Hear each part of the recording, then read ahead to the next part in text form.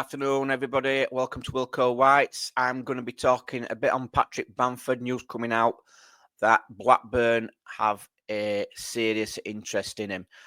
John Eustace obviously knows him. He's played with him, and he likes him. The fact he's interested is music to my ears. Transfer market is only worth about 3.5 million euros. You're looking about 3 million to get the deal done. I don't think wages would be an issue. But it's all if the player wants to go. Does Bamford want to leave Leeds United?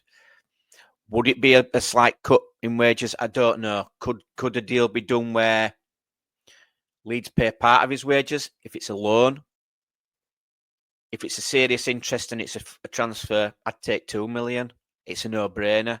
I can't understand why. I have the feeling we're gonna keep Bamford. The club want to keep Bamford. I think that's also been slightly reported. I don't understand the thinking of the 49ers, of Daniel Farke. We've got a player who's injury prone. He has been for years.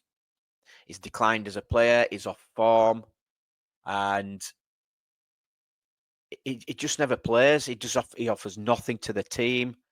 There's a chance that we can get some money for him. There's a chance we can get him out of the club, get his wages off the wage bill. You'd be snapping your hand off. Does the player want to leave? I don't know. That's the big question. I think if he said he did, maybe then they'd push the button on it. It might be down to the player. I can't. I feel like we're just stagnant. We're just standing still. I mean, Parag Mrate said they were going to be aggressive this season, especially when it comes to transfers. I'm not seeing it at the minute. And with Daniel Farke saying there's not going to be much movement, and also Kinnear now apparently saying the same thing. It just doesn't look like we're going to be doing anything. Is it smoke? Is it a smoke screen? I don't know. But the fact that a club is actually interested in Bamford, and I'm going to look at some stats as well. I'm going to look at the stats for all as forwards and attacking midfielders, because it's quite interesting. It really is. On other news, Joffrey is going to Hull. Looks like he's had his medical, going there on loan. Shame it's not permanent for him, but hopefully he does really well. I can't see him coming back, especially if we get promoted to the Premier League. Who knows? Who knows what the future holds for him? Charlie Crew, I think he's linked to Doncaster. Is it League Two? I'd like him to play a bit higher. He's had minutes for the Wales national team, highly rated. Is League Two too much of a drop for him? I'd probably like to see League One. Shame we can't get in the Championship, lower end Championship team. Someone like Plymouth, it'd be great for him. Really, really bring him on. But it's good we're sending these guys out, and they're going to get the minutes. So I like to say I'm going to look at, and I'm going to start with Bamford because his stats speak for itself. He's only played 123 minutes this season, 10 matches. And that's just, they're not even starting, are they? It's just, it's just minutes. It's just sub minutes, really. I mean, it says 4.3 on this. This is FootMob, but I went off transfer mark for the actual price of him. He's always injured, but that's just pathetic. The 223 minutes played, again, he's offered nothing. He's injured all the time. But if Blackburn want to take him. So I'm going to go through the forward line because I thought I'd have a look at WILLY Gnonto. I know I've slated him and he's getting a lot of stick lately, and I can understand why, but looking at the stats, why? So I'm going to show you this. So, which is quite revealing. He's scored 4 goals and he's got 5 assists. He started 20 games for Leeds this season. 100 minutes played. Now we'll look at the minutes played. 1,656. He's played a lot of minutes, and I think this is what the issue is, because if you look at Dan James, he's played less. Dan James has played less minutes than Willie Gnonto. Yeah, he scored more goals, but Dan James hasn't got quite the assists. So is Willie Gnonto doing as bad as what we think? I'll go back to him. Is he doing as bad as what we think? You can only go off the eye test, I suppose. But is he getting the stick he deserves? And that's from me as well, because his figures there, they look all right. I mean, you look at Ramazani. Yeah, he's played a lot less minutes, but he scored 3 goals, but he's only created 1 assist. But he's only started 7 matches. Then you look at someone like Brendan Aronson. He's 7 goals, 2 assists.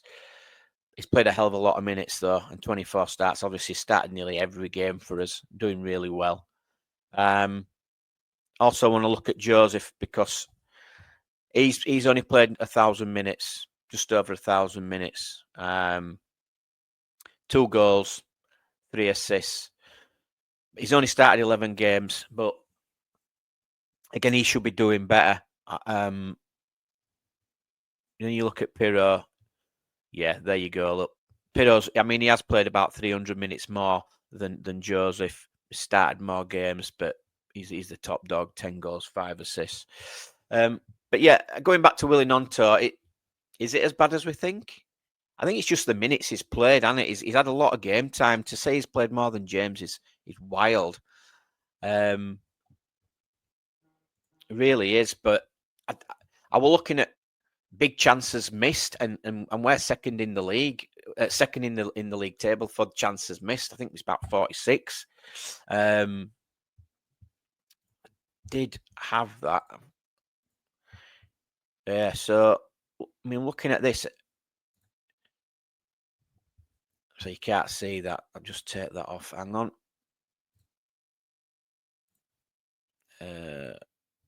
There we go. So, yeah, I mean, Brendan Aronson, 6 big chances missed, but I mean, he's got his goals, hasn't he? Imagine if he'd put them away. And Joseph's up there as well. Ramazani, he's up there. He's guilty. Even Dan James. Willie Gnonto, Solomon on 4. So, I mean, can you imagine if we'd put these chances away? We'd be flying, wouldn't we? I mean, some of these big chances that we've missed, and we can score and we can convert into points, maybe wins. It's good, really. Are the club looking at that, because they're looking at the stats and thinking, well, we're top goal scorers. We're scoring goals, we're missing chances. We should have a lot more goals, really, than what we have already. We're flying. We're creating. We're scoring. We should be doing more. Points-wise, we know we should be 6, 7 points better off than what we are. Looking at the games that we've slipped up in. So is it all bad? I go back to the striker position. Daniel Farke touching on Willie Gnonto, that he could play up top. He could, but I wouldn't like to see him on his own. He'd need a strike partner. I am going to look into... I mean, my favourite formation is a 3-5-2. And I think I'm going to do something about a 3-5-2 formation and look at why it would suit Leeds to play that, especially playing 2 up top. You would then possibly be able to play a Willie Gnonto in there alongside Joel Pirro. If Matteo Joseph isn't at it, different type of striker. Willie Gnonto on his own up front wouldn't work in this league. They'd just get bullied. So I am going to do a video about a 3-5-2 formation because it's interesting. I think we have the players that can do that. Daniel Farke has mentioned about it. He did try it in a pre-season game. We saw it, got quite excited. Max Bobo were in there, and We have got the players to play that. We have the wing backs. We have wide midfielders who would be good as wing backs, i.e. Dan James, giving us that width. We have a vast quantity of attacking options. I know we're saying we need a new number 9. We do. If we're playing one up top, because, or not even that, because again, I'm taking Bamford out of the equation. That would then just leave us with Perrault and Joseph and maybe Gnonto. We need that 4th option, and the club have to see it.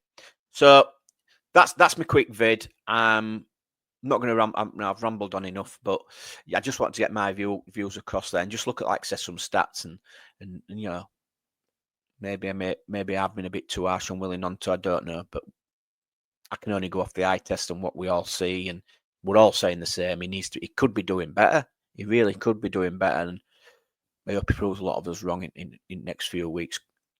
So that's it for me, guys, and I'll speak to you soon. Ciao.